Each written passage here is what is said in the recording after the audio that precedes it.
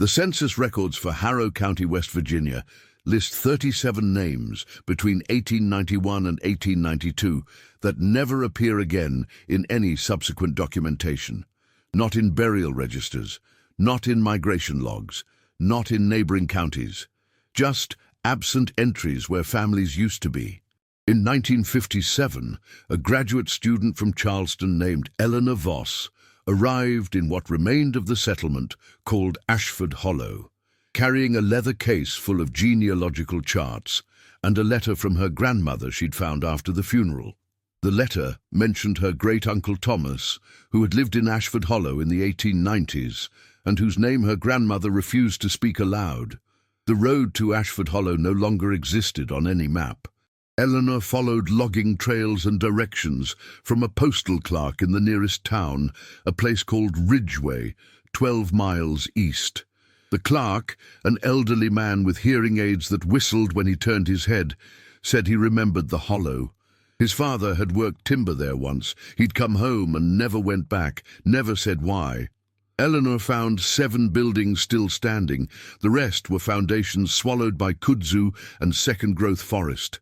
The largest structure was a general store with broken windows and a faded sign that read, "Macklin & Sons, Estate 1878. Inside, account books lay scattered across a counter thick with bird droppings. The last dated entry was November 14th, 1891. Credit extended to J. Farrow, 8 lbs flour, 2 lbs sugar to be settled. The settlement had been a company town. The Consolidated Mining Company had opened a manganese operation in 1877, bringing in workers from Pennsylvania, freed families from Virginia, and mountain families who'd been farming the ridges for generations. By 1885, nearly 200 people lived in Ashford Hollow. By 1895, the census shows 14. Eleanor set up a camp in what had been the company office, a 2-room structure with a roof that mostly held. She spent 3 days documenting what remained. Clothing rotted in closets. Toys lay scattered in yards where forest had reclaimed the lawns. A Bible sat open on a table in one house, its pages bloated with moisture, open to Exodus. Someone had underlined verse 23-21 in pencil. Pay attention to him and listen to what he says. Do not rebel against him. He will not forgive your rebellion. The local newspaper, the Ridgeway Observer, had been published weekly from 1882 to 1903 before consolidating with a larger regional paper. Eleanor obtained microfilm from the State Library.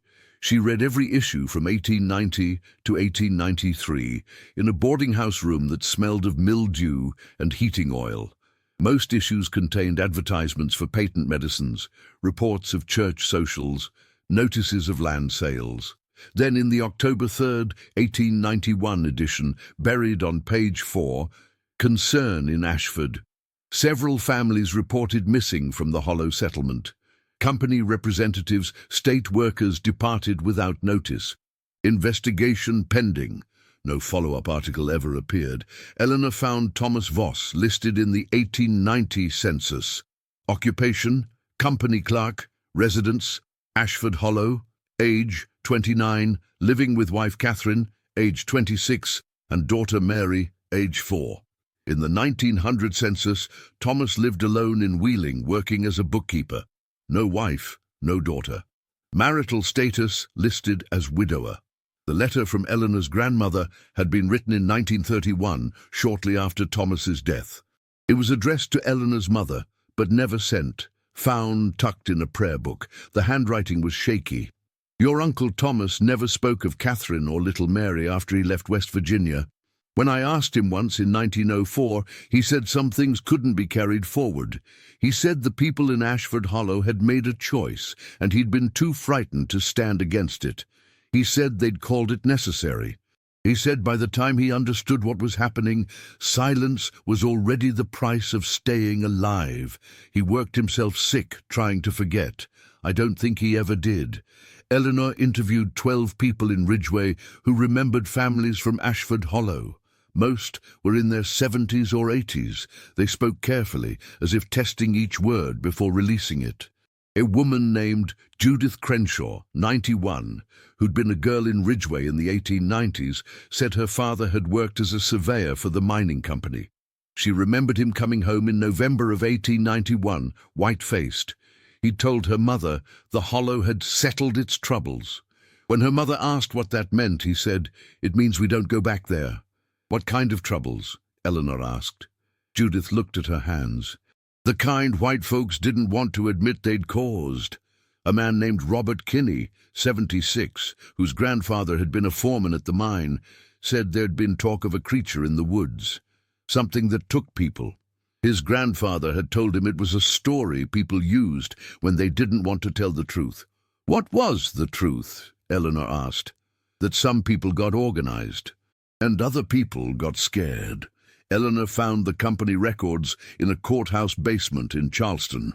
The Consolidated Mining Company had filed for bankruptcy in 1894, citing labor difficulties and depletion of ore quality. The business records had been transferred to state archives in 1921. Most documents were water-damaged, but Eleanor found payroll ledgers and correspondence files that had been stored in tin boxes. The payroll showed that in 1890 the workforce at Ashford Hollow was 43% white, 39% black, 18% listed as other, mostly families with mixed heritage or immigrants. Pay rates varied. White workers received 1.25 per day. Black workers received 0.75. Those listed as other received 0.60. In May of 1891, a letter from the company's superintendent, a man named Josiah Macklin, to the regional office in Pittsburgh. "The colored workers have formed a mutual aid society and are requesting equalized wages. Some of the mountain families are sympathetic. I have informed them such matters are above their station. Situation requires monitoring." In August 1891, another letter. "Work slowdowns continue. Agitators distributing pamphlets claiming brotherhood in labor. I've contacted Sheriff Drummond regarding potential intervention should disorder escalate." In September 1891, vote taken among white workers regarding continuance of integrated work system. Majority voted to maintain current structure. Minority faction led by Elias Farrow and others expressing dangerous sympathies. Situation becoming untenable. The last letter from Macklin was dated October 29, 1891. Matter resolved. Production will resume December 1st with reorganized workforce. No further correspondence necessary regarding recent difficulties. Eleanor searched for death certificates, none filed for Ashford Hollow residents between October and December 1891. She searched marriage records, property transfers, court proceedings. Nothing. 37 people, 8 families, simply ceased to exist in official documentation. She found one exception, a burial record at a church in Ridgeway, dated November 18, 1891. Name, Catherine Voss. Age, 26. Cause of death, unspecified. No location of death given. Buried in the church cemetery, Section D, Plot 14. Eleanor visited the cemetery. Plot 14 was overgrown with honeysuckle, no headstone, just a depression in the earth where the ground had settled. In the Ridgeway Observer for November 21, 1891, a single line on page 6. Mrs. Catherine Voss, lately of Ashford Hollow, interred at Grace Methodist Church. Services private. No obituary. No mention of survivors. No cause of death. Eleanor returned to the state archives and requested personnel files for Sheriff William Drummond, who'd served Harrow County from 1889 to 1897. The file contained incident reports, budget requests, correspondence. In November 1891, several reports filed on consecutive days. November 12th, responded to disturbance report Ashford Hollow, situation contained, no arrests necessary. November 13th, additional assistance requested by company representatives. Deputies Holcomb and Pierce dispatched. November 15th, matter concluded, order restored, company resuming operations. No details, no names, no description of what matter had required 3 days of law enforcement presence.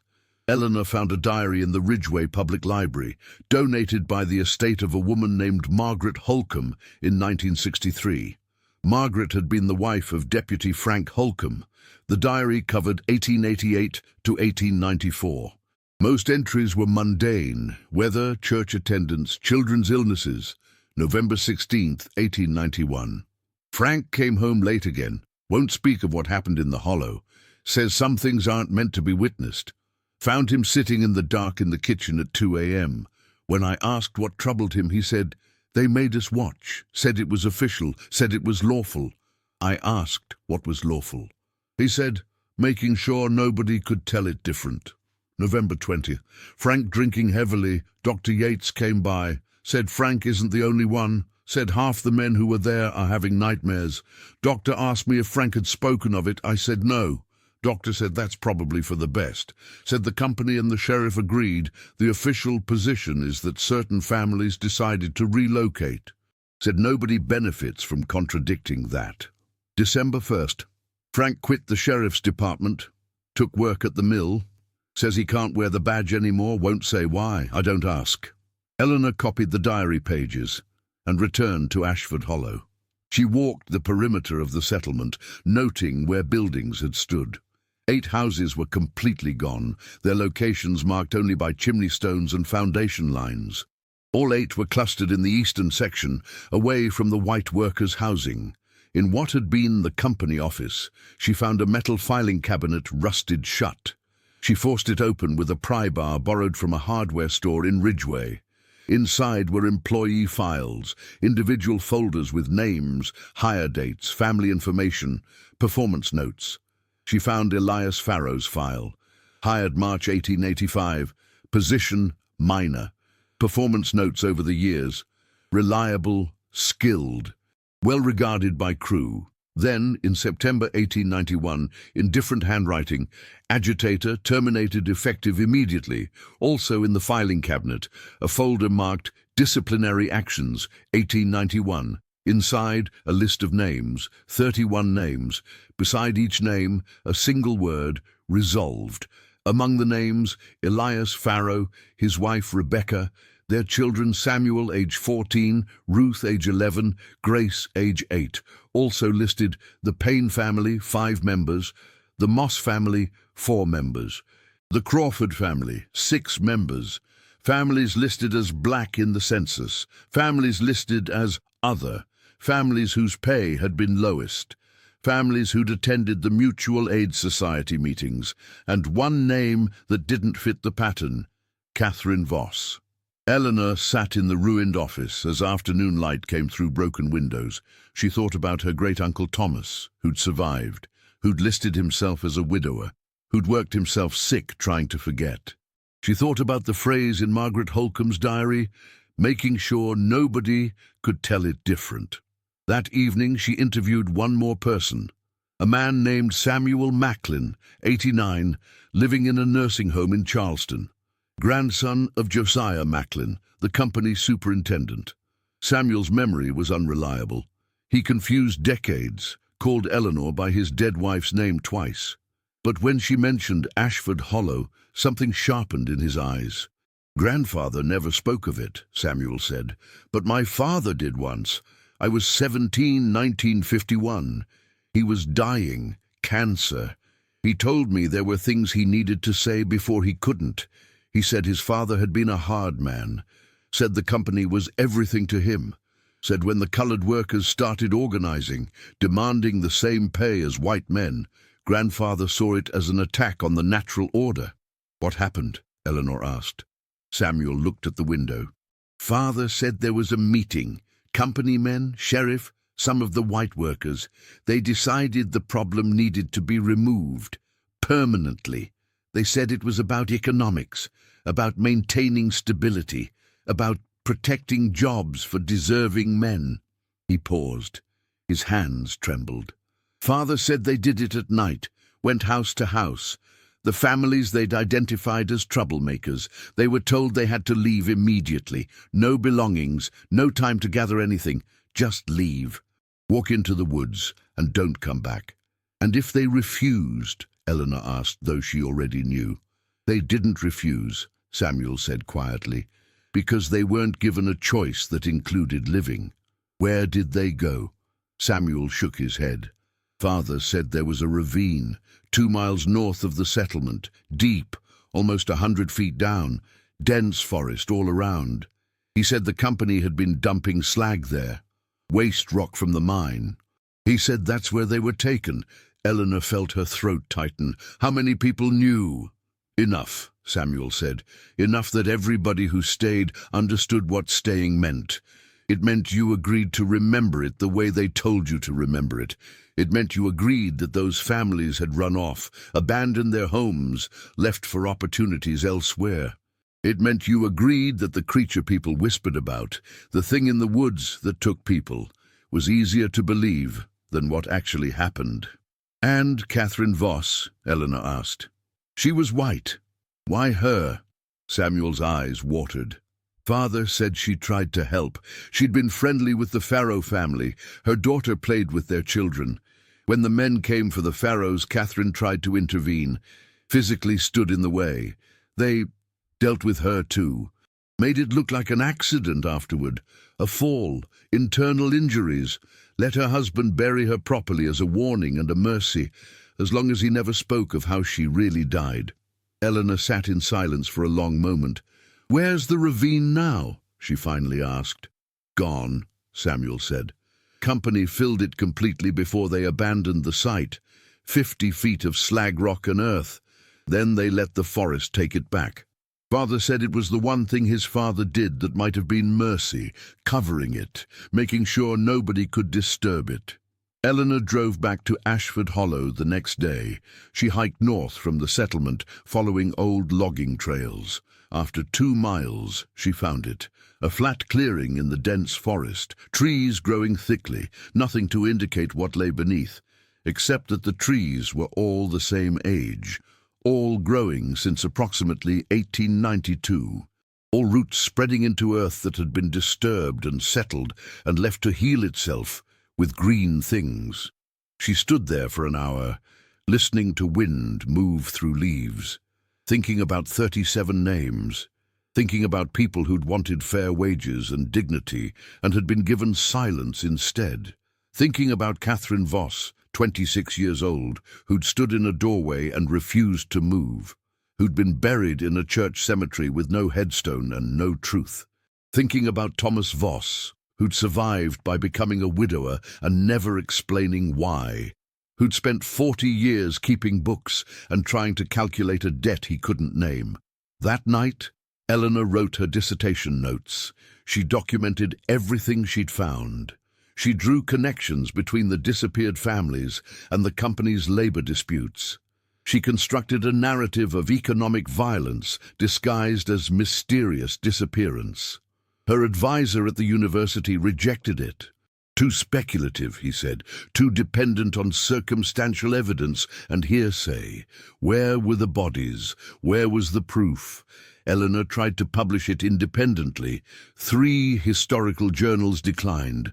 One editor wrote back, "Even if your conclusions are accurate, this kind of historical narrative serves no constructive purpose.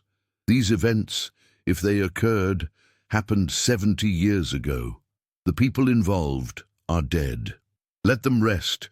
She kept her research in boxes for 23 years, published other work, built a career studying Appalachian settlement patterns and migration, never went back to Ashford Hollow. In 1980, a development company purchased the land where the settlement had been. They planned a resort, luxury cabins, hiking trails, a small lake. During initial surveying, they brought in ground-penetrating radar to assess the terrain. 2 miles north of where the settlement had stood, the radar showed anomalies in the soil composition, dense material inconsistent with natural geological formation.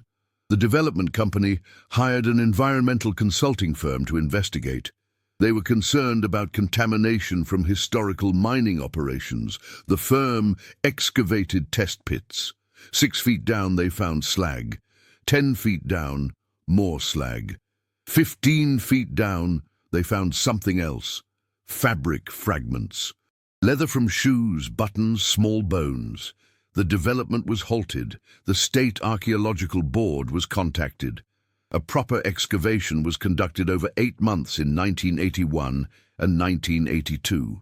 They found the remains of 33 people, men, women, children. Some showed signs of trauma to bones. All appeared to have been buried hastily, covered with mining waste, then sealed under tons of earth. The State Medical Examiner's Office attempted identification. Dental records didn't exist for most people from that era.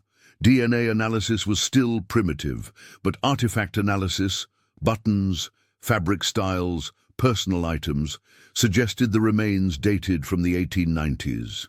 Eleanor was contacted by the State Historical Society. They'd found her dissertation research in university archives. They wanted her help contextualizing the discovery.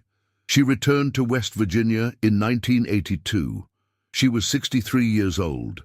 She walked the excavation site with a state archaeologist named Dr. Philip Chen. He showed her the artifacts they'd recovered: a woman's hairpin, a child's pocket knife, a small Bible with the name Ruth Farrow written in childish handwriting on the inside cover. "Can you identify them?" Dr. Chen asked. Eleanor opened her briefcase.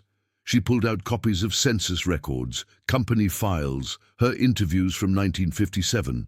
She laid out the names, matched them to the artifacts, created a list of the disappeared. These were people who wanted to be paid fairly, she said, and for that they were erased. The story made regional news for 3 days. A few national papers ran brief items. Most framed it as a historical tragedy, a dark chapter in industrial history.